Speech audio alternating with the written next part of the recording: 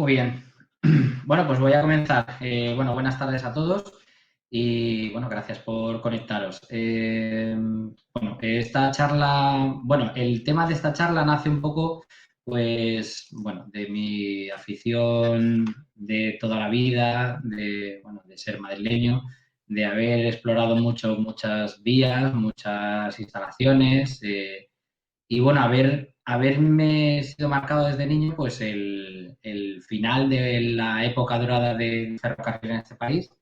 Y bueno, cuando las cosas las ves de chico, pues te marcan mucho más que si las ves de adulto. Entonces, pues bueno, todo esto, pues yo qué sé, empieza un poco pues en mi barrio, viendo la estación de clasificación, que era pues como otras muchas instalaciones, pues un cementerio de mausoleo de viejos vehículos ferroviarios que la mayoría de ellos han acabado desguazados, desgraciadamente. Y también recuerdo pues mi primera visita al Museo del Ferrocarril, que bueno, ese día estaba cerrado y entonces pues como no pudimos entrar, nos dedicamos mi padre y yo pues a bichear por las vías de la parte exterior de la vieja playa de Vías de Delicias. Entonces, pues bueno, eso, toda ese ferrocarril moribundo, pues no sé, me marcó bastante. Y ya se detonó esta historia porque descubrí una web bastante buena de la Comunidad de Madrid, que es el No Me Calles, que es el nomenclator de fotografías aéreas de la Comunidad de Madrid. Y bueno, en esa página básicamente es formato Google Maps, en el que podéis ir alternando series fotográficas bueno, de tomas aéreas realizadas por los distintos entidades geográficas y de temas de terreno de la comunidad. Y es alucinante porque está muy bien montada, es muy sencilla de usar y bueno, descubres unas cosas bueno, que la verdad es que a mí me alucina. Habrá gente pues, No que lo yo que estoy sé, viendo. algo intrascendente. Hay alguien desmuteado.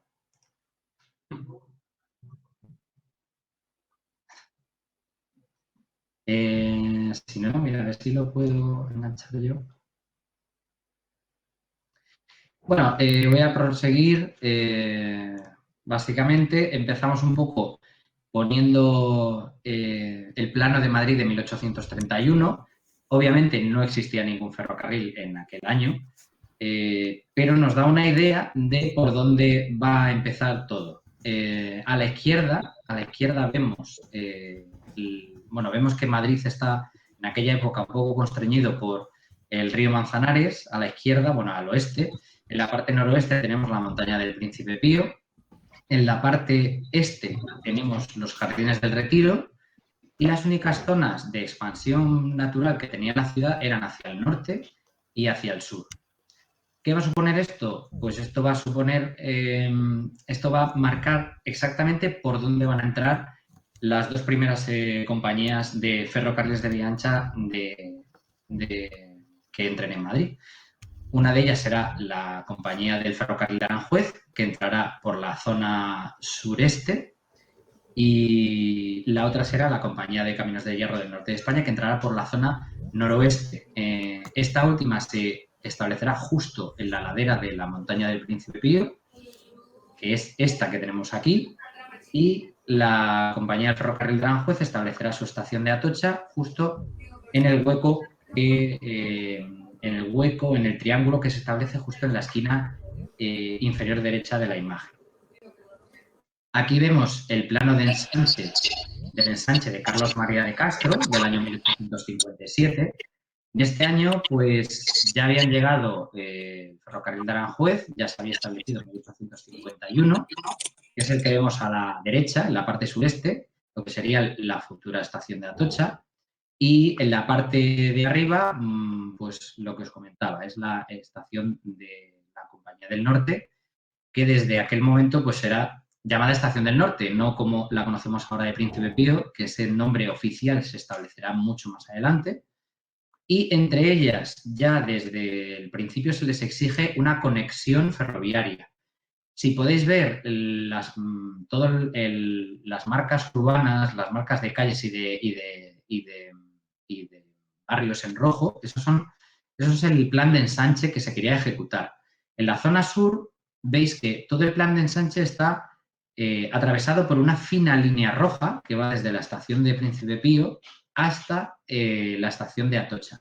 Esta será la futura línea del contorno y que establecerá el gran cinturón industrial y de hierro del sur de Madrid, que desbaratará todos los planes de Carlos María de Castro de establecer un ensanche urbano con zonas verdes y con zonas de esparcimiento para la población, y que, bueno, durante ciento y pico años supondrá un freno al desarrollo de todos los planes urbanísticos de esa zona de Madrid.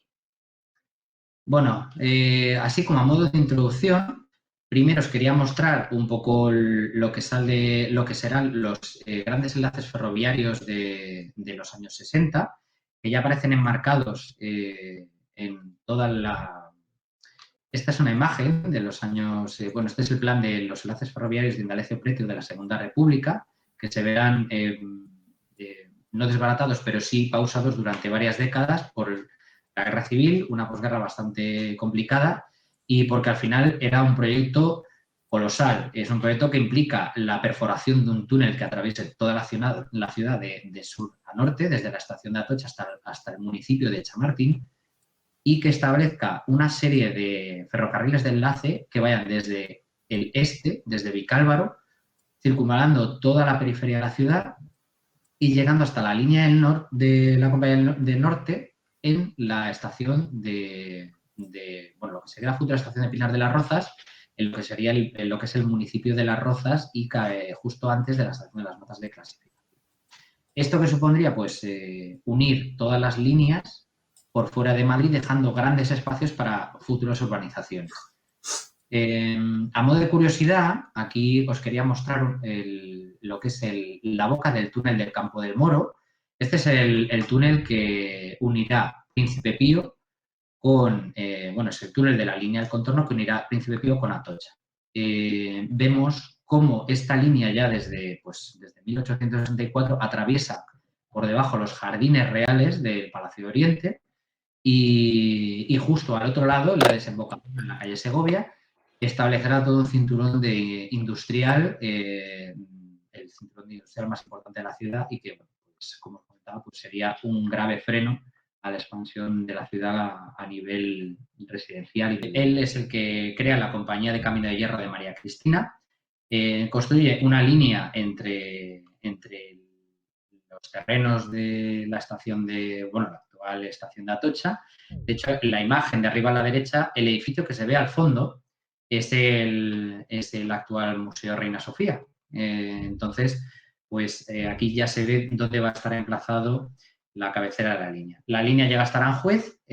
Uno de los objetivos, una de la forma que tuvo de conseguir la concesión el Marqués de Salamanca, pues era conseguirse el favor de la Casa Real.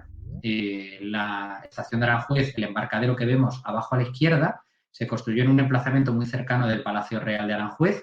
Entonces ahí ya abrió la puerta a tener al menos el apoyo de la familia real y tener el tráfico pues, conseguir al menos un tráfico bastante elitista con el tema de los movimientos reales para sus vacaciones. Aparte también se buscó el acceder a los productos de la huerta de Aranjuez y bueno, también sería el germen de la línea Almansa, Albacete y Alicante, que era la parte, digamos que la concesión no solo se queda en Aranjuez, sino que seguía hasta Almansa. Bueno, en el año 1851 se inaugura, sería el segundo ferrocarril de vía ancha de la península ibérica, tras el de Barcelona-Mataró. Y bueno, a nivel de infraestructura se caracteriza pues, en establecer embarcaderos en ambos extremos de la línea. En Aranjuez se establecerían los talleres de locomotoras y en Madrid se establecerían los talleres de material remolcado, tanto de coches de viajeros como de carruajes y vagones de mercancías. Bueno, como veis en las fotos, bueno, se ve claramente el formato de embarcadero. No se habla de estaciones, sino que se habla de embarcaderos. El embarcadero consiste pues, en una especie de muelle cubierto en el que...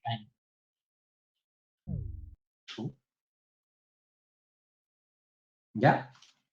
Ah, no. Ahora es mi cámara. Ahora... Yo no sé si es que tengo a lo mejor poca conectividad con la wifi o no sé.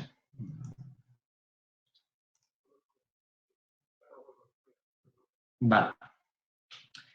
Bueno, eso es lo que os comentaba. A nivel de infraestructura, pues eso, embarcaderos en cada extremo de la línea. Los embarcaderos no eran las estaciones convencionales, sino que, pues eso, eran andenes cubiertos como si fueran muelles. Y bueno, con los años, la estación de Madrid se cubriría por dentro con esa pequeña cubierta que veis. Y bueno, a medida que sumara tráficos, pues se iría haciendo necesaria en el crecimiento de la red de MZA. De pronto se dan cuenta de que el embarcadero original no tiene suficiente capacidad para gestionar tantos tráficos. Entonces ya se empieza a pedir proyectos para una estación, lo que llamaron en su época la estación definitiva de Madrid. Entonces, el primer proyecto que se presenta, bueno, uno de los de una terminal que, bueno, se podría parecer, se da un cierto aire a la futura estación de Atocha y se quedaba un poco corto en principio porque las dos vías de llegadas, bueno, tenía solamente 2 vías de llegadas y 2 vías de salida, con vías intermedias de servicio, pero no daba mucha más mayor capacidad que lo que era el embarcadero en sí, que disponía más o menos de las mismas vías. Entonces, este proyecto se descarta. Se descarta en favor del proyecto de Alberto de Palacio. El proyecto de Alberto de Palacio es el proyecto de la construcción de la estación que ahora todos conocemos y que es el vestíbulo, el gran jardín tropical que precede a la gran estación de Puerto de Atocha. En la foto de arriba a la derecha, bueno, no es una foto, es un plano de 1868, de cuando se construyen los talleres generales. Podemos ver la configuración del embarcadero. El embarcadero entra en línea recta a la ciudad y para aumentar la capacidad lo que se decide es elevar la cota, bueno, echar para atrás que lleguen más hacia el norte las vías. Con ello, como hay un desnivel, pues hay que elevar la cota y para para facilitar el acceso con ese nuevo desnivel de altura con respecto a las vías originales, pues hay que generar una estación hay que construir una estación que se establezca en diagonal al trazado original para tener una curva de bajada. A la izquierda vemos el plano de la estación definitiva. En rojo está marcado dónde estaría ubicado el embarcadero original. Y luego en la foto de la derecha, que ya se ve las primeras vigas de la marquesina en construcción, podemos ver, si os fijáis, veis un techo triangular. Eso es el embarcadero que habíamos visto en las anteriores fotos. Es el embarcadero original del ferrocarril de Madrid-Aranjuez, que todavía sigue dando servicio por aquellos años y que, bueno, pues en poco tiempo acabaría desmantelado en favor de la nueva estación definitiva. Esta es la estación definitiva que nosotros conocemos. Y bueno, arriba tenéis un plano en planta. Lo he girado para que mantenga un poco la vista que estábamos teniendo, pero realmente tendría que estar girado 180 grados. El plano está dibujado en una orientación contraria a 180 grados a la que la estamos viendo. Y abajo vemos pues la gran estación monumental, inaugurada en 1892 y que, bueno, pronto se empezó como veremos más adelante, pues empezó ya a quedar pequeña. Porque al final, bueno, 6 vías tanto de recepción como de salida de viajeros para ya la cantidad de líneas que estaba acumulando la Madrid-Zaragoza-Alicante, pues pronto verían que se empezaría a quedar pequeña. Aquí vemos el plano ya más extendido. Esta serie de planos son unos planos de Renfe. Varios de ellos son de la colección de César Moedas, que gustosamente me los ha compartido. Y bueno, en este plano se ve muy bien en detalle todo lo que es la estación de Atocha y sus instalaciones anexas. Aquí, lo que detallo un poco más abajo, entre 1892 y 1913, hay una serie de ampliaciones que necesita la compañía para que el negocio vaya de la mejor forma posible. En 1892 se inaugura el nuevo edificio de viajeros. Luego, en la parte de mercancías que vemos en la parte superior, izquierda, se construyen nuevos muelles y almacenes de parte de instalación de carros transbordadores para un movimiento mucho más ágil de todos los vagones de mercancías. Luego, en el año 1902, en la parte del plano, en la parte superior a la derecha, ya se comienzan a construir las instalaciones de mercancías del Cerro de la Plata. Estas instalaciones de mercancías se construyen con el único fin de comenzar a aliviar las ya saturadas instalaciones de la parte izquierda del plano. ¿Qué más se construye en esta etapa? Pues se construye una pequeña estación de cercanías que no es otra cosa que las 8 vías con andén que se ven justo por fuera de la marquesina que acaban en la parte trasera del edificio. Pues, ¿esto por qué es así? Pues para reservar la marquesina, bueno, digamos la estación principal, las vías principales, reservarla para trenes de largo recorrido que deben de ser de mayor longitud para aumentar su capacidad y que sean más rentables, y los trenes locales que deben, se supone que tienen que ser más cortos, más ligeros, con menos capacidad, pero con más frecuencias, pues se usa la parte externa de la estación para que tengan mayor agilidad en sus circulaciones y su formación. Aquí vemos dos imágenes, dos fotografías. La de la izquierda está a pie de vía en lo que es el haz de salidas. Al fondo se puede ver la marquesina recortada con iba a decir el skyline de la ciudad, pero no me parece muy apropiado para esa época usar ese término.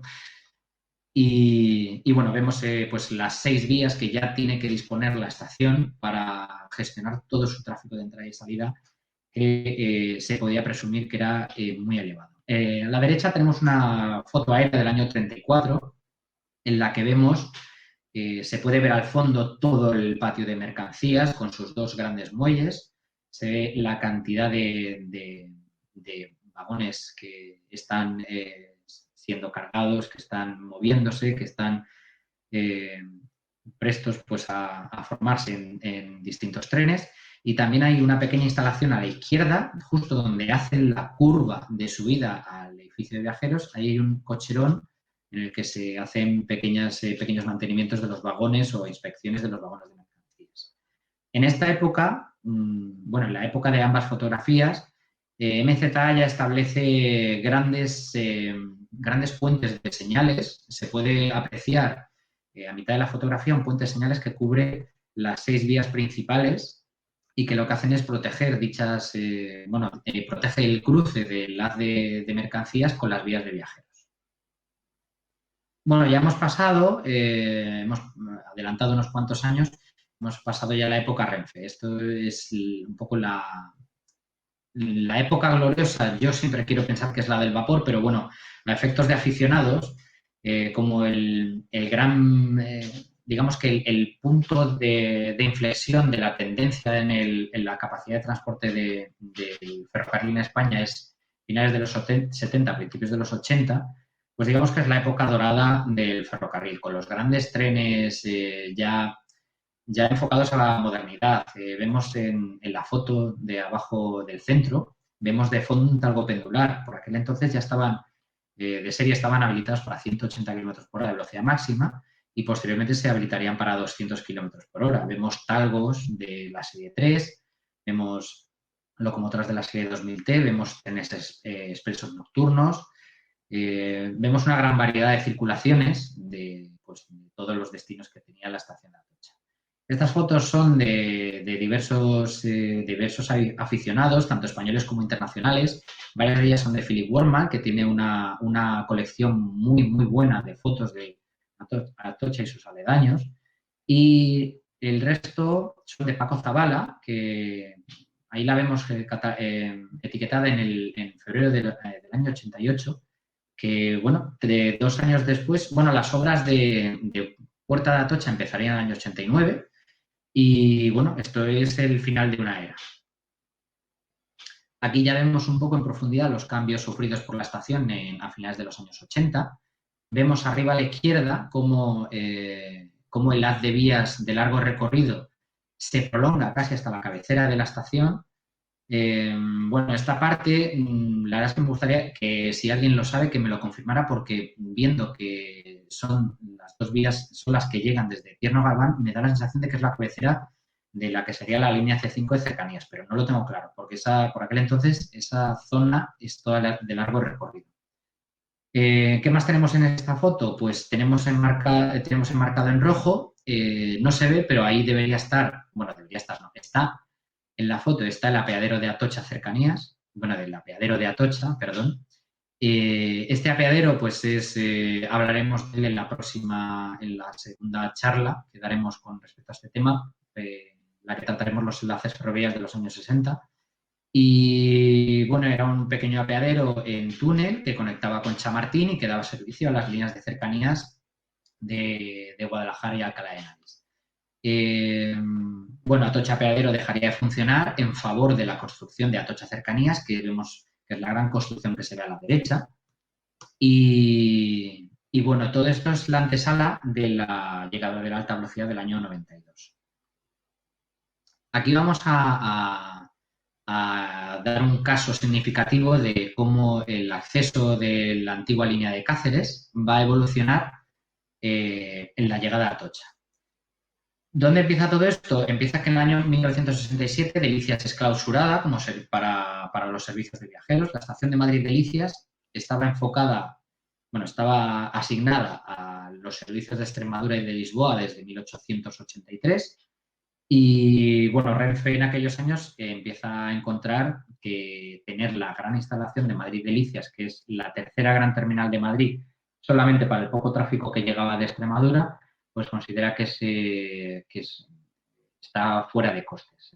Renfe llevaba décadas como empresa pública enfocada plenamente al servicio público, no estaba siguiendo ningún tipo de criterio económico, por lo tanto la deuda que va acumulando Renfe pues es enorme. Entonces ya empiezan a entrar criterios de recorte de costes y criterios de racionalización de infraestructuras. Entonces, Delicias en el año 67 es clausurada. La gran estación, la gran marquesina se clausura y todas las instalaciones externas de mercancías son las únicas que permanecen en uso. Un uso bastante exiguo, pero bueno, ya hablaremos de ellos en la siguiente charla.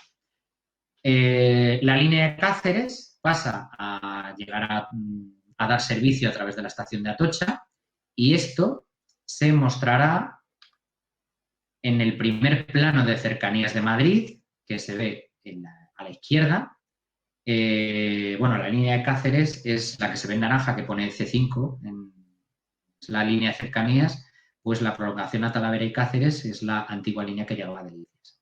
Entonces, en Villaverde Alto, donde vemos la estación de Villaverde Alto, la antigua línea se desvía hacia el norte y tendría que cruzar Carabanchel, bueno, el poblado de Casitas, de Carabanchel, y entrar a Madrid por la calle Antonio López y cruzar el río, que es la foto de la derecha. La foto de la derecha es una foto aérea donde vemos el río Manzanares, la M30 y la zona más pegada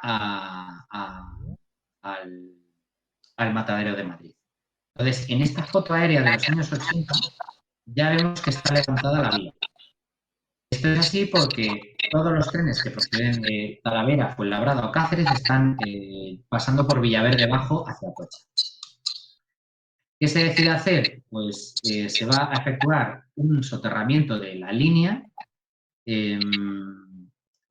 original, se va a soterrar desde a la altura de Villaverde Alto, se va a soterrar pasando por debajo de la fábrica PSA, de la Peugeot, pasará por debajo del poblador Casitas hasta aflorar justo después de Antonio López, donde estamos viendo la foto aérea, afloraría aquí. Bueno, aquí en esta foto se ve un poco mal porque la secuencia de 1991 es en blanco y negro y es de una calidad un poco exigua, pero bueno, en esta otra, que ya es de los años 2000, pues ya vemos, sí,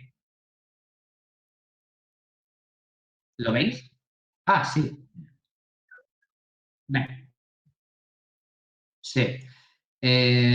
Bueno, lo que os comentaba, esto es el río Manzanares, esto es la M30, esto que vemos aquí, esto es el antiguo trazado de la línea de Cáceres. Aquí debería haber un puente que está ya desmantelado en el año 80 y posteriormente lo que haría sería reconstruirse toda esta línea para acoger una línea de cercanías en doble vía con señalización luminosa, con bloqueos automáticos y electrificada, que ya será lo que veamos en esta foto aérea.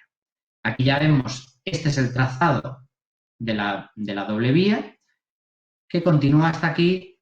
Esto que vemos es la boca de un túnel que atravesaría el Parque Eterno Galván por debajo y afloraría las inmediaciones de los antiguos talleres generales para entrar en Atocha. ¿Qué supondrá esto? Pues que en el plano de cercanías vuelve a haber un ferrocarril entre Villaverde Alto, pero en vez de llegar a Delicias, que ya en este plano ya tiene su propia parada de cercanías, pues lo que hace es llegar a Atocha Cercanías. Y se unirá a la antigua línea C6 procedente del Soto, se unirá a través del túnel de Embajadores con Atocha. Si voy un poco rápido me lo decís, ¿eh? Venga. Bueno, esto es el plano viario de Atocha en 2007 de la red convencional.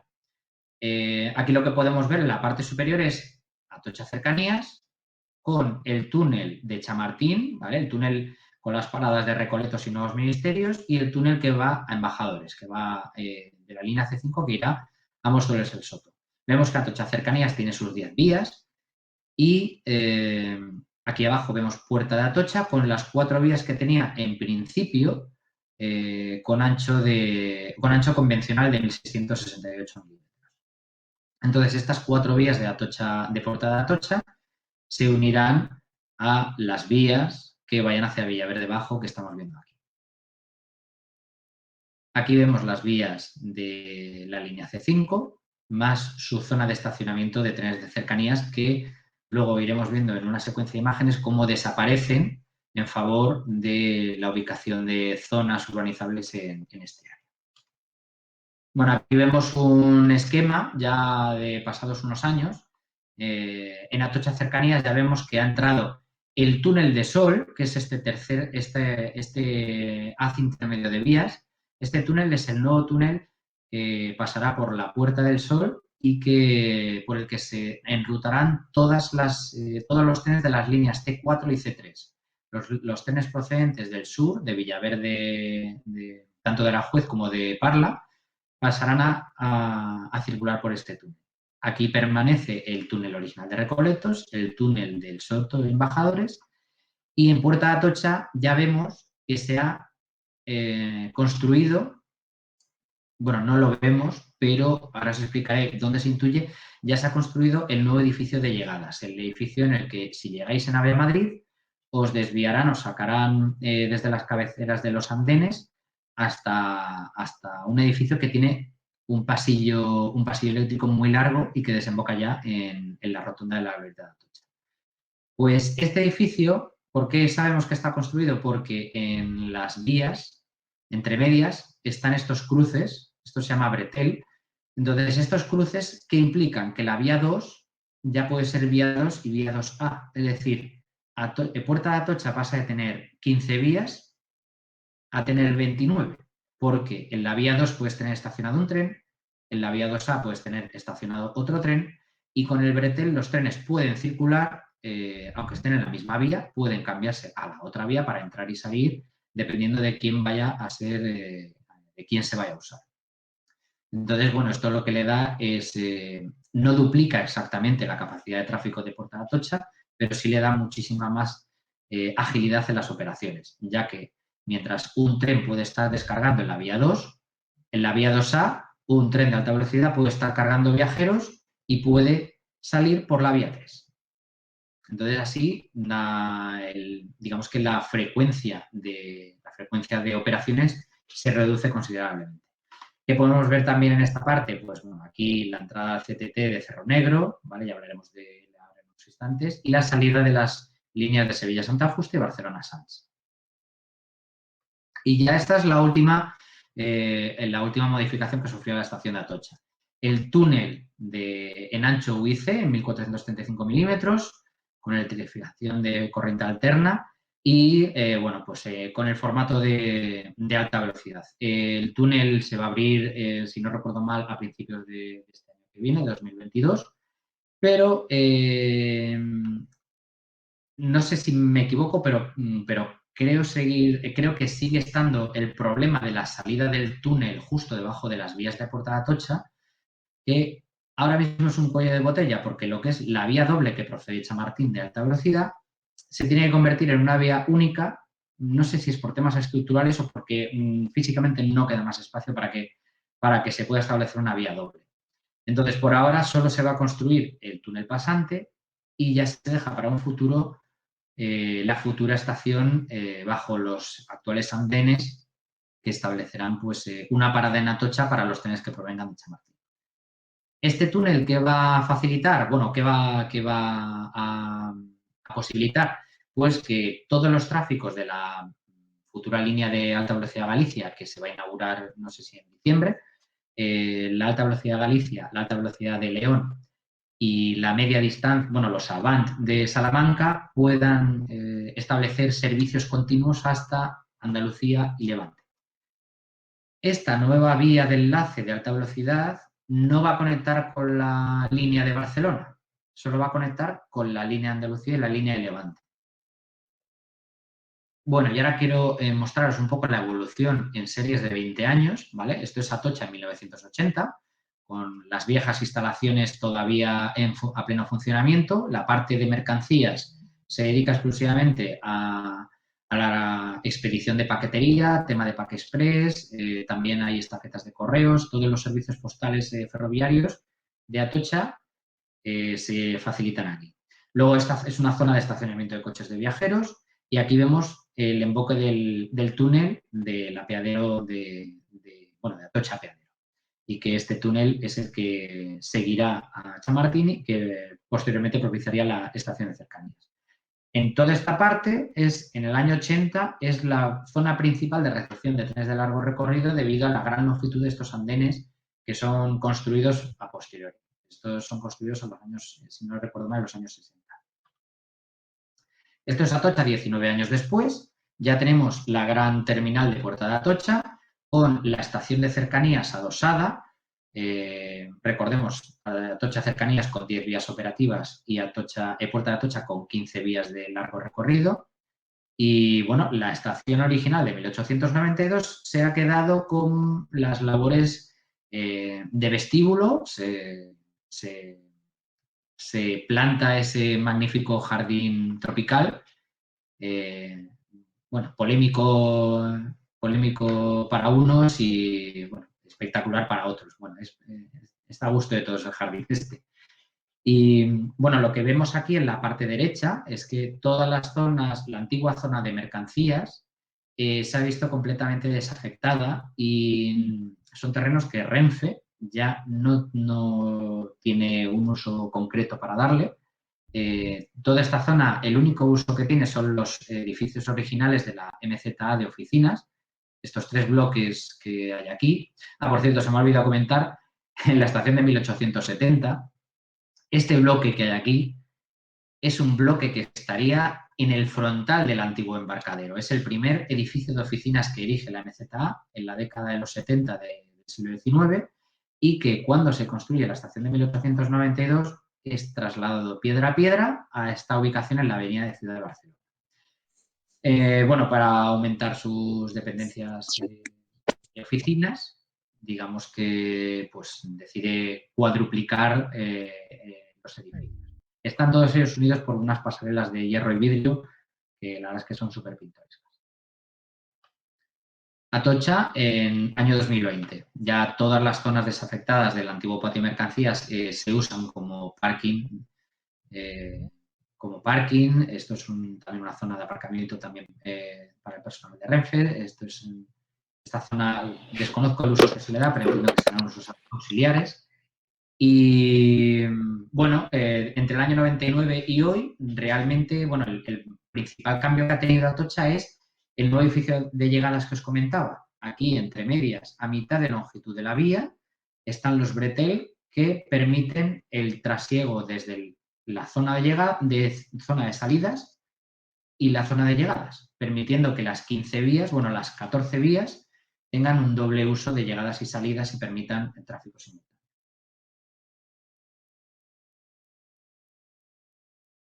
Mira, me comentan, ese parking son de las empresas de alquiler de coche, Eurocar y Hertz, entre otras. Mira, pues muchas gracias. La verdad es que siempre viene bien estos pequeños aportes. A ver si me deja alguno en el tintero. Bueno, seguimos. Sí. Hostias, pues me he ido un poco, ¿eh?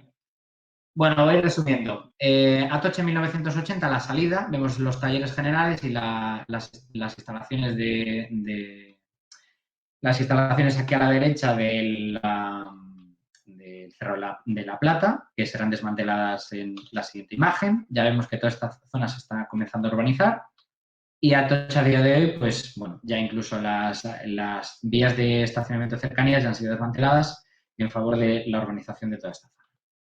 Bueno, aquí quiero comentaros el caso del puente de los Tres Ojos.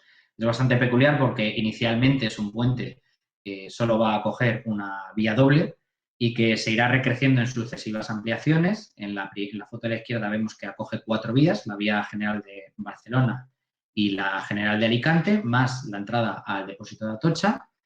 Y en la derecha pues vemos que el arroyo de Broñigal, que será la futura M30 que vemos aquí. Aquí ya vemos el puente de los Tres Ojos recrecido con la primitiva M30 pasando por debajo y ya vemos actualmente la M30 con sus 6 carriles, el puente de los Tres Ojos ya no existe, son todo vigas de hormigón, son 11 vías en paralelo para el trasiego de las distintas líneas de alta velocidad de cercanías y del depósito de Atocha y bueno, es un poco la evolución monstruosa que ha vivido esta zona. Bueno, voy a hablar un poco de los anexos, en este caso de los talleres generales. Bueno, aquí pues en 1800, al poco de ya inaugurarse la línea, se dan cuenta de que los talleres establecidos en los extremos en Aranjuez y en Madrid se quedan muy escasos. Entonces se establecen, se construyen unos talleres generales entre 1856 y el 58. Los talleres generales, bueno, aquí os he puesto una nota que está sacada de un trabajo de Tomás Martínez Vara y Francisco Los Cobos Arteaga, básicamente en la que se comenta un poco las cifras de, aunque todavía no existían, bueno, sí existían, pero eran pequeños talleres, no había grandes empresas de suministro de vehículos ferroviarios, los propios talleres centrales de las compañías se dedicaban a construirse y a transformar y a reciclar sus propios vehículos. Entonces, bueno, ahí da unos datos bastante interesantes de cómo en cuestión de décadas la compañía de ZA pasa de comprar, bueno, de importar vagones desde Europa a construírselos ella sola. Aquí tenemos unas vistas desde el Cerro de la Plata de los talleres generales. La foto de arriba se ve un poco más, es de una cota más baja, vemos las 6 naves de los talleres generales y vemos al fondo el depósito original. Vemos una rotonda recortada contra el perfil de los edificios de Madrid. Y bueno, esa rotonda pronto, a los pocos años, sería desmantelada en favor del depósito de Atocha que ahora veremos. Aquí vemos un plano de los talleres generales con todas bueno, las grandes instalaciones que tiene. Vemos todo el viario monstruoso que necesitaba para dar movimiento a todas las naves y, bueno, la presencia de carrozas rodadores, placas giratorias, etcétera, para el movimiento rápido de unos vehículos de unas zonas a otras. Bueno, pasamos al Cerro de la Plata. Aquí vemos pues, que eran unas instalaciones de mercancías, eran muelles cubiertos y descubiertos y con vías, pues como veíamos en los talleres, están cortadas a 90 grados con respecto a las vías generales para maximizar el espacio y los usos. Bueno, las obras se inician en 1902 y bueno, durarían hasta, pues eso, hasta las grandes transformaciones de los años finales de los 80 y con el fin del vagón completo, pues dejarían de tener este tipo de sentido, dejarían de tener sentido estas instalaciones, pues porque se dedicaban precisamente eso, a dar servicio pues de mercancías de vagón completo, no de tren completo como supone ahora el tráfico de mercancías en España. Aquí vemos el diagrama de las instalaciones, bastante, pues como veis, bastante con un viario bastante primitivo, muy del siglo XIX, de vías cortadas a 90 grados. Y bueno, las maniobras aquí se hacían con cablestantes y con carros. con carros transbordadores. Los cabrestantes solían ser movidos o con tracción animal, con mulas o con caballos, o con algún artefacto fijo de vapor, o ya posteriormente eléctricos. Bueno, pasamos al depósito.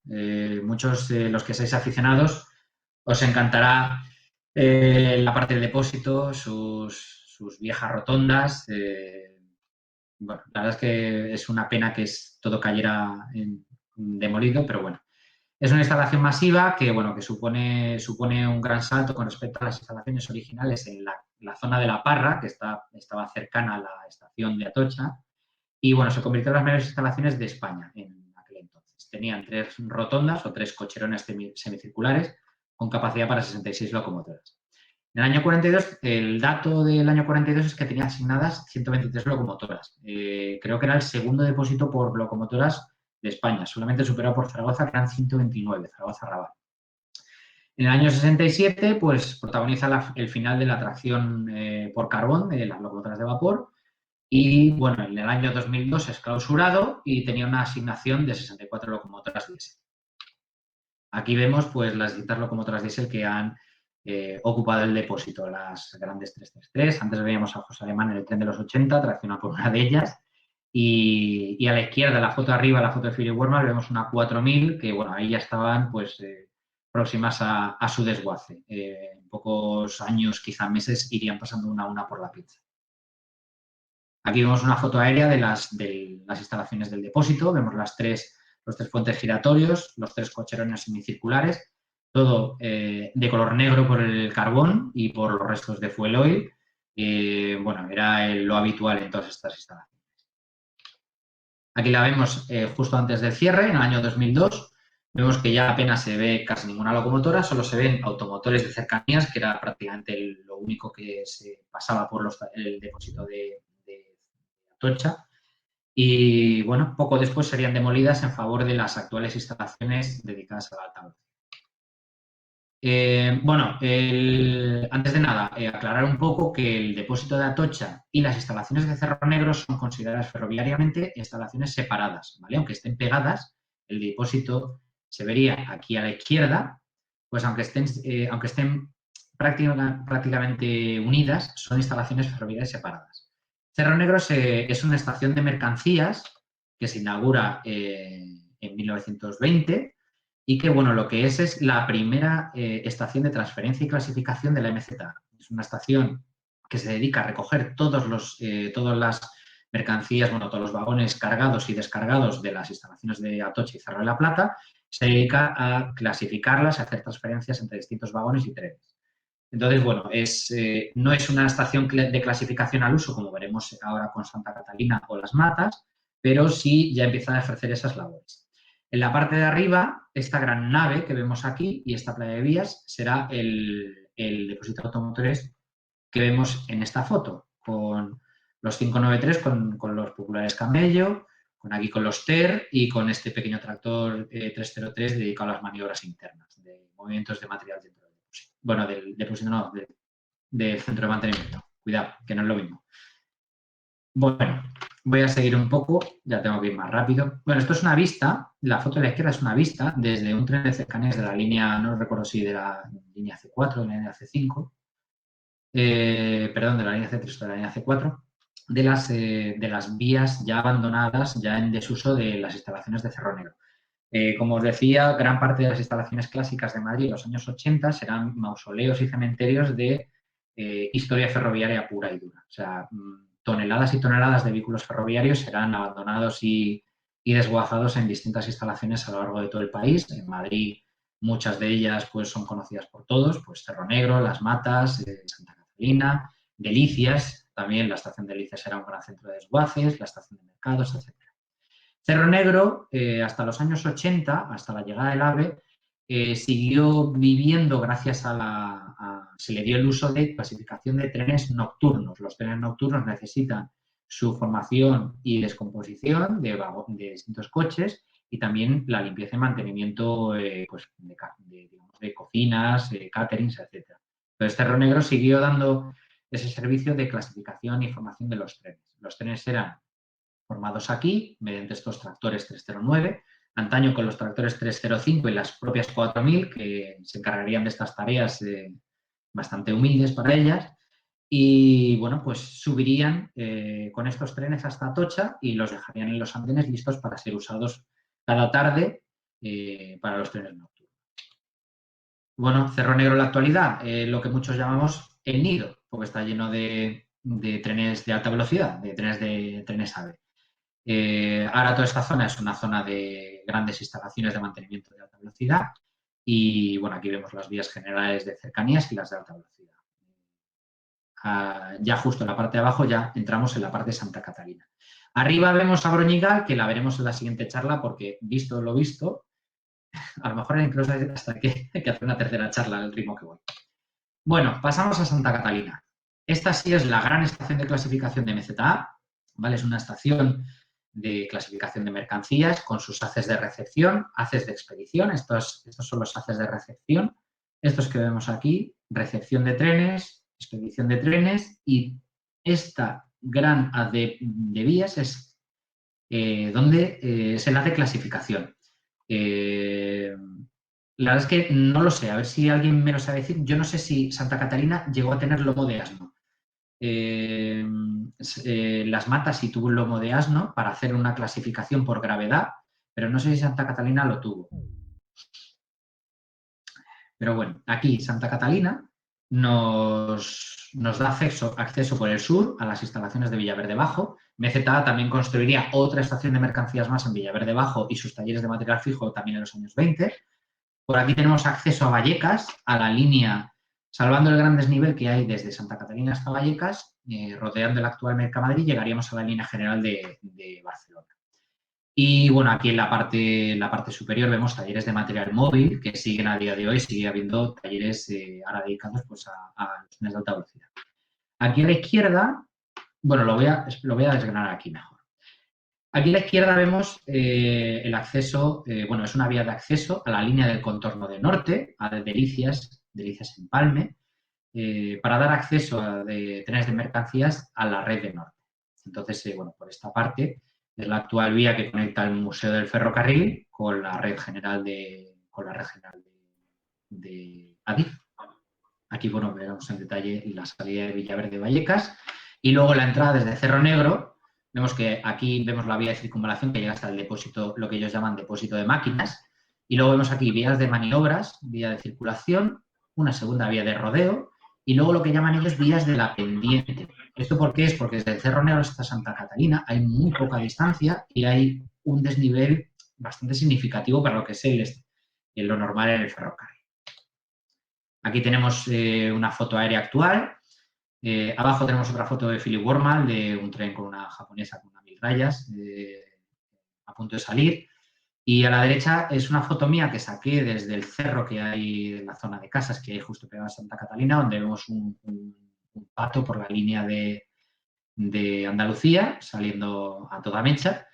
Y vemos como Santa Catalina ya no tiene la capacidad, no la capacidad, sino no tiene el uso y función de clasificación, sino que ahora es un nexo, es unas instalaciones de estacionamiento de trenes y de coordinación de los trenes que entran y salen a Broñigal en la parte superior de la fotografía. Aquí vemos Santa Catalina, es esta parte. Entonces, Santa Catalina conecta con el pasillo verde para dar acceso a la vía imperial para los posibles trenes de mercancías que quisieran llegar hasta Santa Catalina, recibe y expide los trenes de Abroñigal, está en conexión con Vicálvaro Clasificación a través de la vía de los enlaces ferroviarios que bordea Mercamadrid y también está en conexión, como antaño, con Villaverde Clasificación y las líneas generales del sur y del oeste. Bueno, pasamos a norte. ¿Qué hora es? ¿Bu? ¿Qué hacemos? ¿Qué hacemos?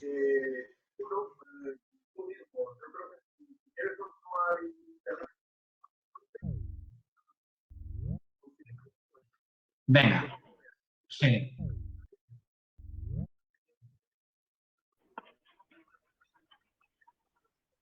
Pues al ritmo que voy, sí, pues es que al ritmo que voy con el material que tengo, no sé yo si dará para una tercera y una cuarta charla. Bueno, Pasamos al norte. La otra gran competidora de MZA, el segundo, bueno, el segundo gran compañía ferroviaria del país, concretamente llamada Compañía de los Caminos de Hierro del Norte de España. Bueno, en 1861 se inaugura el tramo Madrid-El Escorial, que es la parte operativa, la primera parte operativa que tenemos en Madrid de este ferrocarril. La estación de Madrid es la ubicada en la actual estación de Príncipe Pío. Y bueno, desde el primer momento siempre lo consideran como unas instalaciones provisionales. De hecho, la foto de la izquierda, esta es una foto de la estación provisional y vemos la humildad y la pobreza de lo que se puede ver aquí, a pesar de que está con el Palacio Real de fondo. Aquí en el plano, en este plano, en 1874, vemos las instalaciones, unas instalaciones pues bastante, además, no demasiado bien organizadas. Aquí ya vemos el túnel de la línea de contorno, que ya está inaugurada desde el año 1864. Y en 1882 se inaugurará la estación definitiva, que es la que vemos aquí. Aquí vemos el edificio que, bueno, todos los madrileños aficionados, bueno, no aficionados, todos los madrileños que pasamos por ahí lo conocemos. Es el edificio de la estación de Príncipe Pío, que actualmente es un centro comercial y es un intercambiador. Aquí tenemos la fachada al patio del edificio Salidas y aquí vemos un corte transversal. Aquí vemos cómo el proyecto inicial consistía en el edificio que conocemos, la marquesina que conocemos y un edificio de llegadas que nunca se llegó a finalizar. Aquí vemos la planta general, vemos, recordemos que es el año 1882 y en 1882 MZA ya llegaba hasta Córdoba y, bueno, de hecho llegaba hasta Córdoba y Badajoz, llegaba hasta Barcelona. Bueno, no llegaba directamente hasta Barcelona, pero llegaba, ya enlazaba en Zaragoza con, bueno, enlazaba en Zaragoza con la ciudad de Barcelona a través de otro ferrocarril y tenía ya dos accesos al Mediterráneo. Norte va un poco por detrás, bueno, va bastante por detrás, y en 1882 ya tiene acceso a Irún, a Santander, y a ver, que me mira la chuleta, porque esto, yo y las fechas nos llevamos un poco mal. Y bueno, ya ha conseguido fusionarse con el ZBF, con el Zaragoza Barcelona Francia.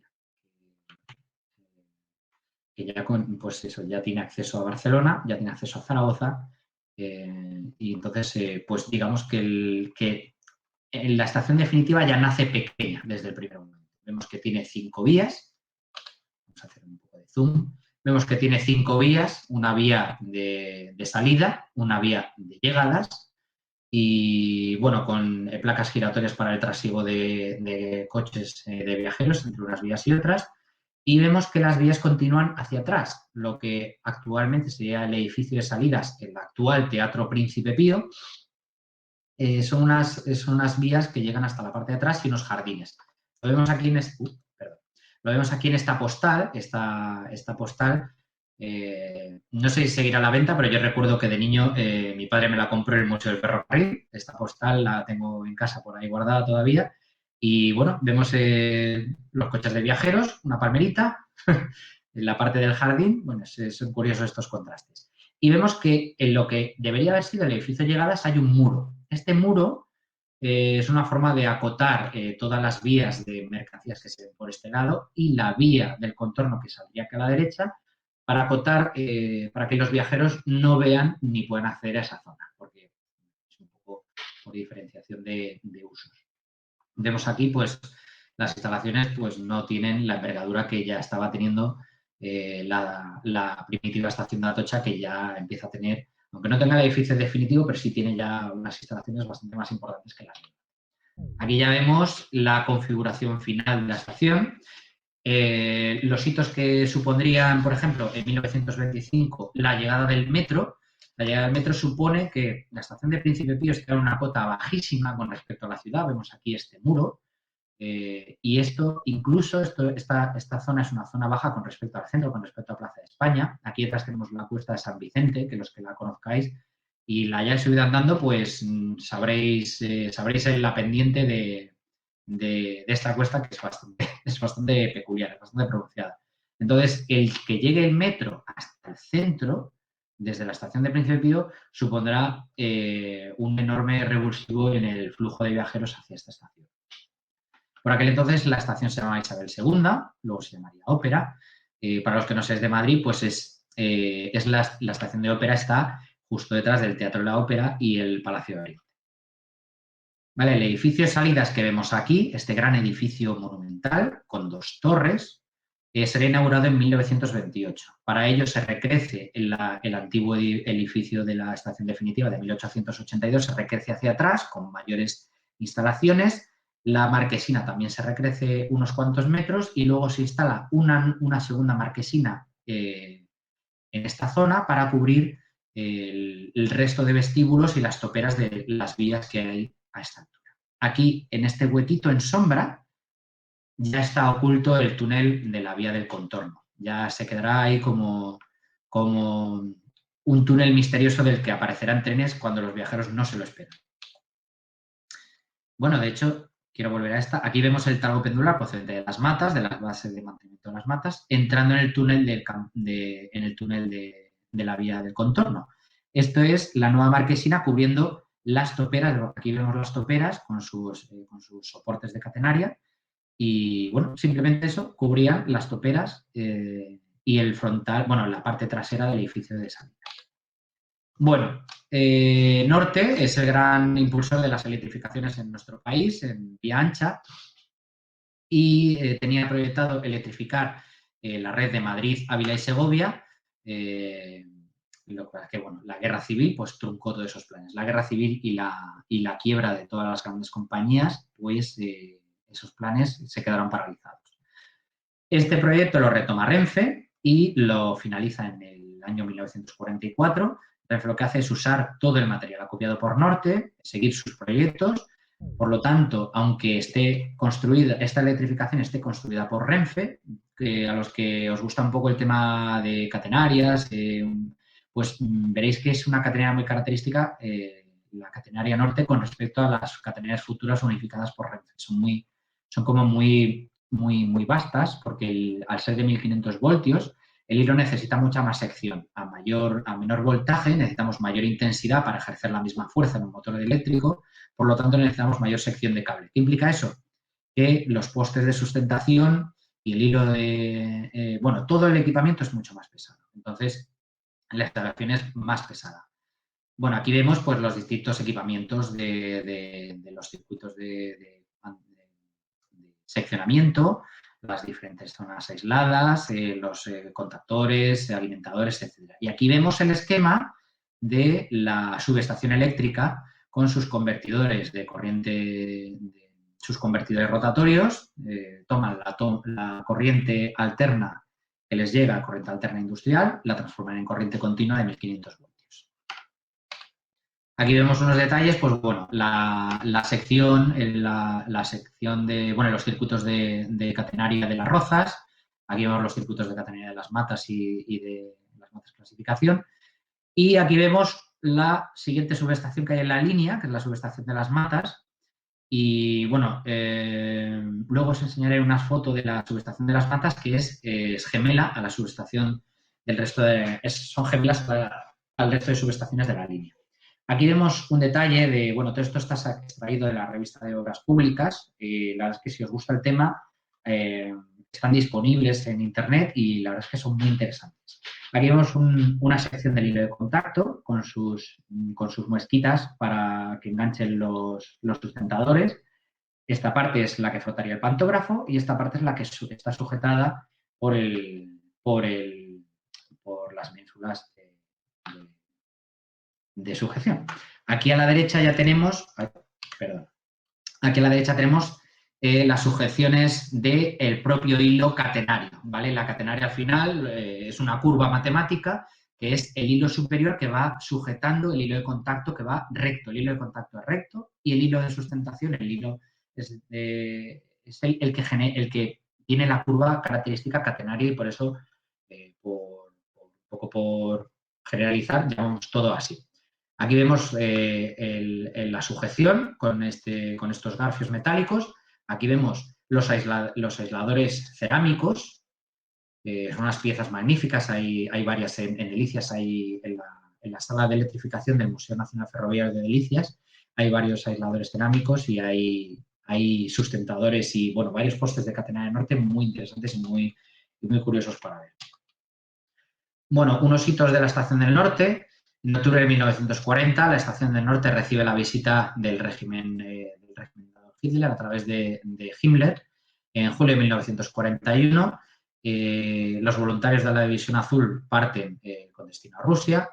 En 1967 es un año bastante clave que iremos viendo a lo largo de estas charlas, ya que se inaugura Chamartín, se inaugura el túnel de la Risa, se inauguran los enlaces ferroviarios, etcétera, etcétera. Entonces, eh, todas estas inauguraciones son las que van a hacer que la red clásica, sobre todo la de norte, empiecen a entrar en declive. En 1976, los servicios de largo recorrido se transfieren por completo a Chamartín. Solo quedan servicios de cercanías en norte. Servicios de cercanías bueno, básicamente son los servicios del Escorial y de Cercedilla. Actualmente hay varias líneas superpuestas, hay mucha más circulaciones, más agilidad, pero bueno, por aquel entonces solo eran 2 líneas de cercanías. En el año 79, los trenes de largo recorrido de Galicia vuelven a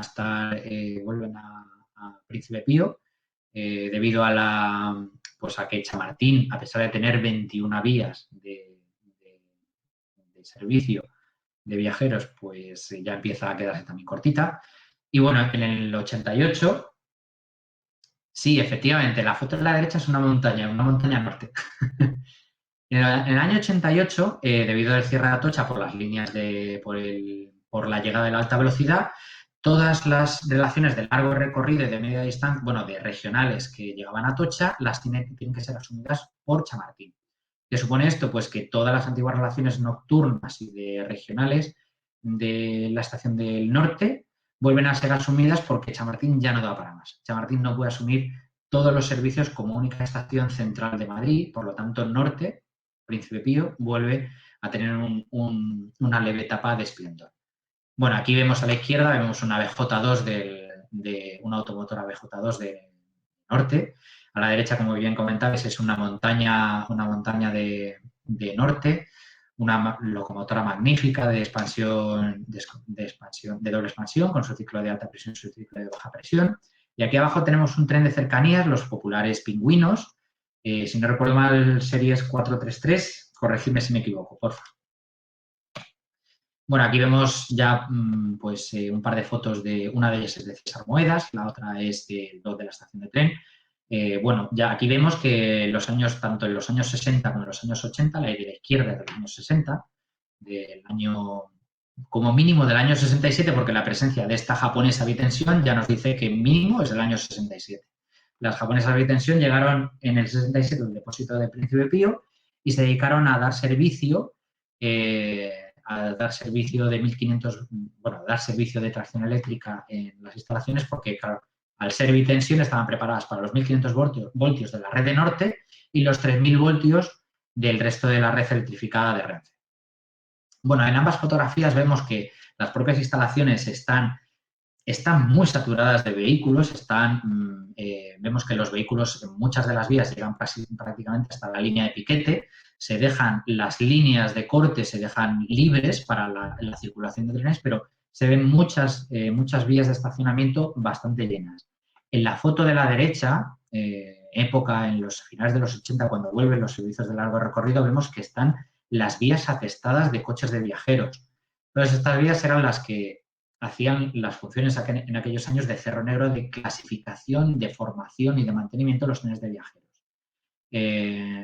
Bueno, aquí al fondo vemos el viejo depósito de tracción de Príncipe Pío y el paso a nivel, vemos aquí el paso a nivel de la Florida. Bueno, que creo que muchos aficionados habréis disfrutado aquí y que, bueno, yo no he tenido el placer. Aquí vamos con un par de fotos de Jordi Rayó, ¿vale? Aquí vemos un par de expresos nocturnos. Viendo a Estados 5.1, pues no sé si será el Costa Verde o uno de los Rías gallegos, pero vamos, serán expresos que si os fijáis al fondo donde está la marquesina y donde está la estación, pues son enormes trenes de pues 12, 13, 14 coches y de gran tonelaje y que estas locomotoras se encargaban sin ningún tipo de problema con sus 6.500 caballos de traccionar pues 120, 140 kilómetros por hora. Sí, es el Costa Verde, ¿verdad? Vale, genial. Costa Verde es a Gijón, si no recuerdo mal. Yo es que en tema de servicios nocturnos ando un poco despistado. Bueno, las últimas fechas de Príncipe Pío, pues bueno, en enero del 93 parte el último expreso y se cierran las instalaciones pues para comenzar las obras del intercambio. Es un proyecto de Javier Bustinduy y para ya dar el último arreón a todo el Pasillo Verde que lleva durante unos cuantos años en obras. Toda la línea del contorno se convertirá en el Pasillo Verde ferroviario. Y bueno, el año 95 se inaugura como intercambiador de Príncipe Pío, ¿vale? Acoge las líneas de cercanías C1, C7, C10 y luego del metro acoge las líneas 6 y 10 y el ramal original a Ópera. Y luego aparte se establece un importante intercambiador de autobuses interurbanos de toda la zona este y suroeste y algunos autobuses que parten hacia la comarca de tanto Talavera como la comarca de la propia Talavera. En 2004 se inaugura el centro comercial y los cines, que bueno, que a muchos de nosotros no nos hizo mucha gracia, pero bueno, ahora que vivo en Sevilla, pues en Plaza de Armas ha pasado algo parecido. La han convertido en un centro comercial y unos cines, con el esplendor que tienen este tipo de grandes terminales monumentales, pero bueno, al menos no las han tirado abajo como ha pasado en otras ocasiones. En 2019, otra vez con obras de ampliación, esta vez de Chamartín. Chamartín está pendiente de una gran ampliación para recibir los futuros servicios ferroviarios de alta velocidad del norte. Entonces, bueno, en 2019 acoge todos los servicios de media distancia de Salamanca, Valladolid, Campo Grande, Palencia y León.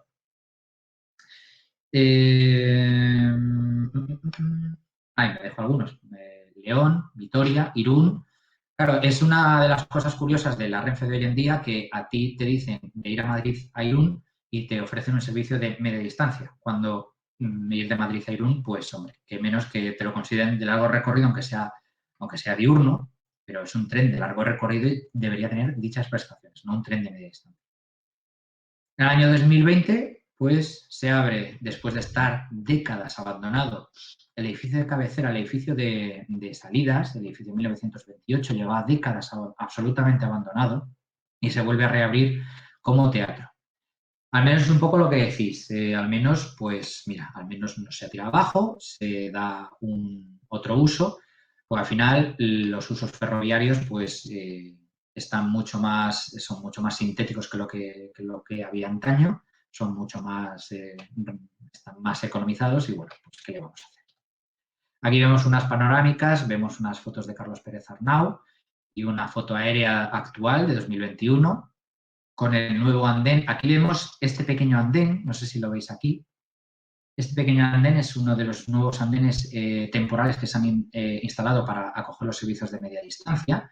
Es curioso el caso de Príncipe Pío porque estas vías son las vías, las 5 o 6 vías de estacionamiento que había originalmente y que se usaban pues inicialmente para mercancías y que en los años 80 para coches de viajeros y que durante su ya como estación plenamente cercanía se quedaron sin andenes. Entonces, cuando se decide que acojan servicios de media distancia, dicen, pues vamos a instalar un andén temporal encima de esta vía intermedia que lo único que sirven es para estacionar composiciones, entonces así multiplicamos la capacidad de la estación. Actualmente la estación recibe por los túneles del Pasillo Verde, aquí el antiguo túnel del Campo del Moro sigue operativo, se respeta, es el túnel dirección norte. El túnel dirección sur entra por aquí, por el centro, va bajando de cota hasta pasar justo. Aquí debajo tenemos el cruce, la abertura de las líneas de metro. La verdad es que es bastante espectacular esa vista. Quería haber puesto una foto, pero es que ya no me daba la presentación para poner más fotos. Entonces, bueno, como es una vista que muchos por movilidad, por haber pasado por la zona, conocéis, bueno, aquí se ve, mira, en esta foto, esta viga azul es la viga que sustenta el acceso sur del túnel del Pasillo Verde. Pasa justo por encima de las vías del metro y la verdad es que cada vez que cuando estás en los andenes del metro y justo te pasa por encima el tren de cercanías, pues hombre, es un escándalo bastante interesante. Bueno, vemos el centro comercial, esta es la zona de cines y, bueno, los usos que tiene ahora la estación. Bueno, si queréis, esto ya es la línea de contorno. Vamos a empezar, bueno, empezaríamos ahora con la línea de contorno. ¿Qué hora es? Las 7:20. Si queréis, podemos dejarlo para la siguiente charla o, bueno, vosotros me decís lo que los organizadores crean conveniente.